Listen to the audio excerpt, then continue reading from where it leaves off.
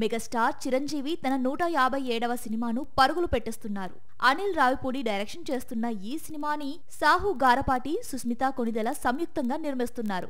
Nayanthara heroine. ఇందులో Venkatesh special రోల్లో కనువిందు చేయనున్నట్లు ఇప్పటికే వార్తలొచ్చాయి. కాగా ఇప్పుడు ఈ పాత్ర కోసం ఆయన రంగంలోకి దిగేందుకు సిద్ధమవుతున్నట్లు తెలిసింది. త్వరలో హైదరాబాద్ లో మొదలు కానున్న కొత్త స్కెడ్యూల్లో తను ఈ సినిమా సెట్స్ లోకి అడుగు పెట్టనున్నట్లు సమాచారం. వెంకీ పాత్రకు ఈ కథలో ఎంతో ప్రాధాన్యం ఉందని, దీనికోసం ఆయన దాదాపు నెల రోజులు డేట్స్ కేటాయించారట.